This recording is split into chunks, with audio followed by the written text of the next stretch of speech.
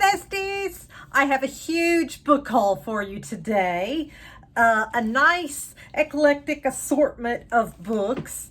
I got a couple about veterinarian stories. I love reading. I loved all of James Herriot's veterinarian stories. So good. And this one, My Patients Like Treats, Tales from a House Call Veterinarian, by Duncan McVean, DVM. I am almost finished with this book and I just got it yesterday, but it is hilarious, full of hilarious stories, shocking stories of things, the things that this doctor ran into, from literally his life being in danger, being called late at night to this married woman's home, and she, under the pretense of taking care of her cat, and it turns out that wasn't what she had in mind at all, and he fled the house. It's just wild. I really am enjoying it. So there's that. And then we have from Lisa Gardner, Touch and Go. This is My Family Vanished Without a Trace. Justin and Libby Denby have the kind of life that looks good in the pages of a glossy magazine. A beautiful 15-year-old daughter, Ashlyn, a gorgeous brownstone on a tree-lined street in Boston's elite Back Bay neighborhood, a great marriage admired by friends and family, a perfect life. When investigator Tessa Leone arrives at the crime scene in the Denby's home, she finds scuff marks on the floor and taser confetti in the foyer. The family appears to have been abducted, with only a pile of their most personal possessions remaining behind. No witnesses, no ransom demands, no motive. Just an entire family vanished without a trace. So I thought that sounded pretty interesting.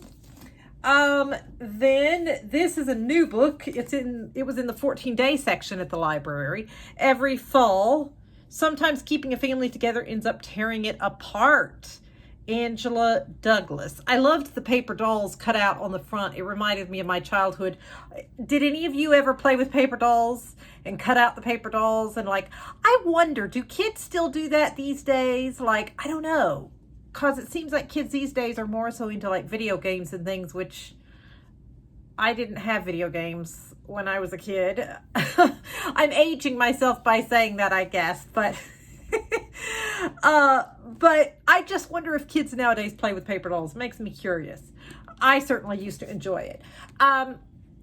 Bree knew that life married to a beat cop would be tough, especially in the crime-infested city of East Burnham. But she believes they will be fine living in the burner, even after she has their first child. Family life is manageable until one day, crime follows them home, threatening their safety.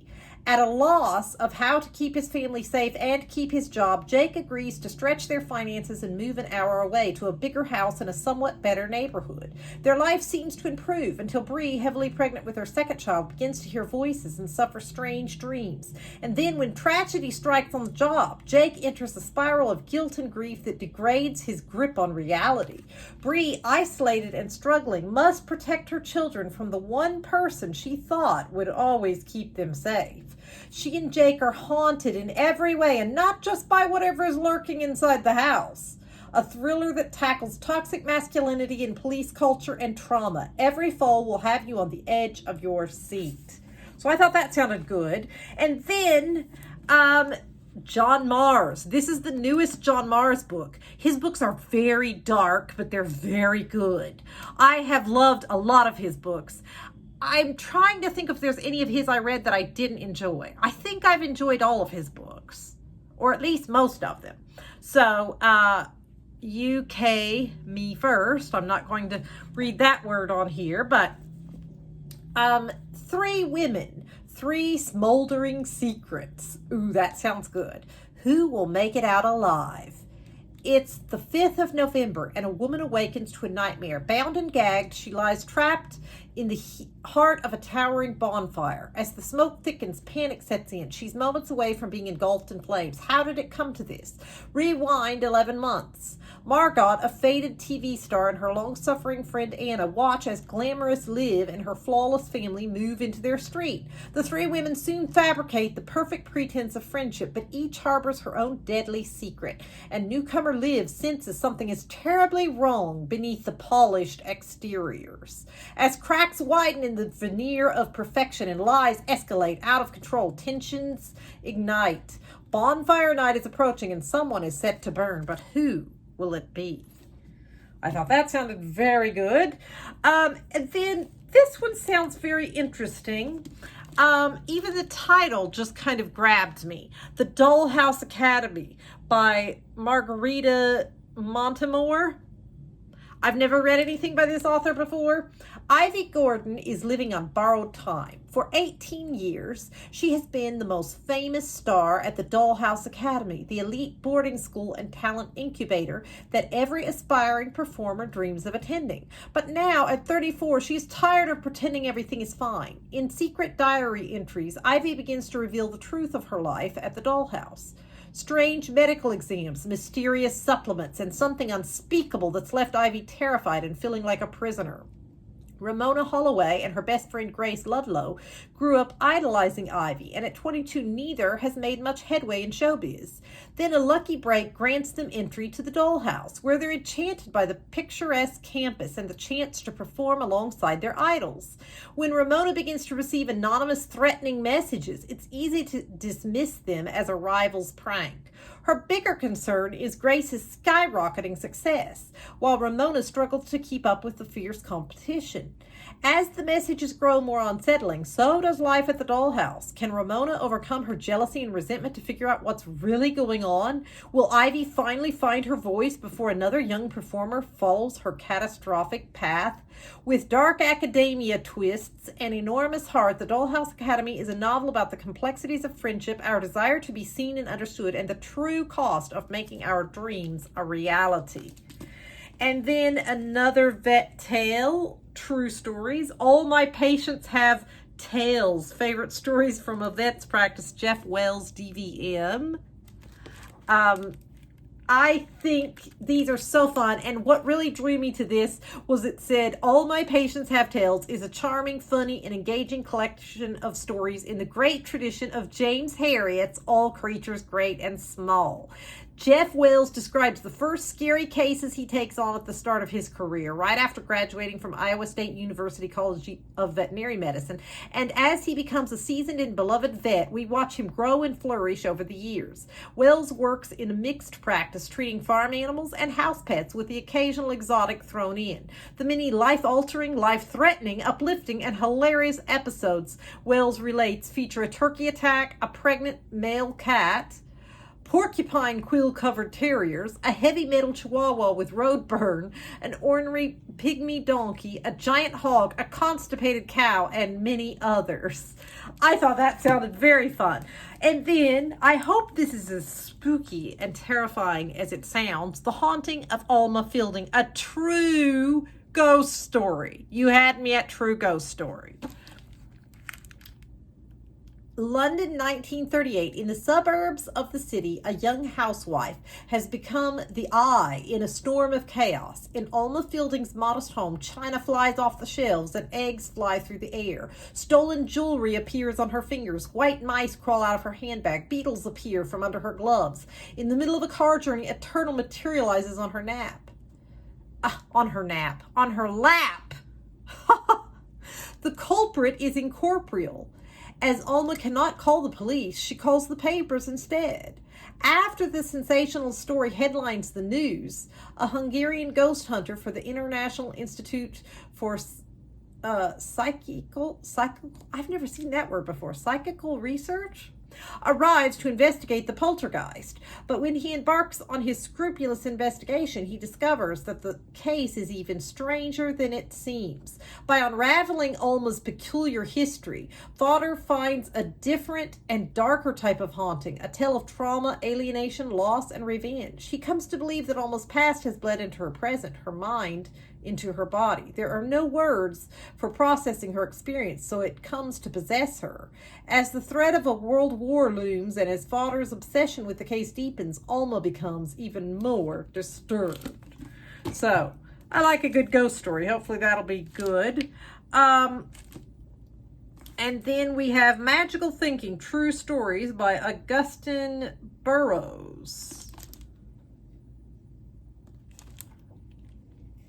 From the #1 best-selling author of Running with Scissors comes Augustine Burroughs' most eagerly anticipated collection yet. True stories that give voice to the thoughts that we all have, but dare not mention. It begins with a Tang instant breakfast drink television commercial. Yes, you, Augustine, you were great. We want you. I can now trace my manic adult tendencies to this moment. It was the first time I felt deeply thrilled about something just a fraction of an instant after being completely crushed. I believe those 3 words, we want you, were enough to cause my brain to rewire itself, and from then on I would require more than other people. From Magical Thinking's commercial break. A contest of wheels with a deranged cleaning lady. What? The execution of a rodent carried out with military precision and utter horror. Telemarketing revenge. A different kind of roof work. Dating an undertaker who drives a minivan. This is the fabric of Augustine Burroughs' life. A collection of true stories that are universal in their appeal, yet unabashedly intimate stories that shine a flashlight into both dark and hilarious places. So, we'll see. I usually don't like short stories, but I thought I would give it a try. And then the cover is what made me pick this. It just looked kind of interesting. Follow Me Down by Sherry Smith. I've never read anything by her either, but this is suspense. Mia Haas has built a life for herself far from the North Dakota town where she grew up. But when she receives word that her twin brother is missing, she is forced to return home, back to the people she left behind, the person she used to be, and the secret she thought she'd buried. Once hailed as the golden boy of their town and now a popular high school teacher, Lucas Haas disappeared the same day the body of one of his students was pulled from the river. Trying to wrap her head around the rumors of Lucas' affair with the teen and unable to reconcile the media's portrayal of Lucas as whoops, I almost said a word I'm not allowed to say on here, with her own memories of him, Mia is desperate to find another suspect. All the while, she wonders, if he's innocent, why did he run? That sounds very good. And then last, I liked the creepy cover on this one, The Neighbor. The couple next door meets Gone Girl in this addictive thriller. Joseph Souza. When Leah and her husband Clay move from Seattle to Maine, she envisions a vibrant new neighborhood packed with families, playmates for her twins, new friends she can confide in and bond with. But while Clay works long hours to establish his brewery, Leah is left alone each day in a nearly deserted housing development where the only other occupants are aloof and standoffish. Bored and adrift, Leah finds herself watching Clarissa and Russell Gaines next door, envying their stylishly decorated home and their university careers. But Leah's obsession with the intriguing, elegant Clarissa grows until she's not just spying from afar, but sneaking into their house, taking small objects, reading Clarissa's diary. It contains clues to a hidden turmoil Leah never guessed at, and a connection to a local college girl who's disappeared. The more Leah learns about Clarissa, the more questions emerge, because behind every neighbor's door, there are secrets that could shatter lives forever. So that sounded very good. So that's this week's book haul. I've got lots of reading to do. Smokey was back here on the bed, but she went to go get a drink, and then I guess she went out to the living room. So hopefully you'll get to see her next time. I sat down to film when she was on the bed, and then she jumped down and ran out. So, all right, I will see you all this weekend for my weekly reading wrap up to tell you how good some of these books were. Bye.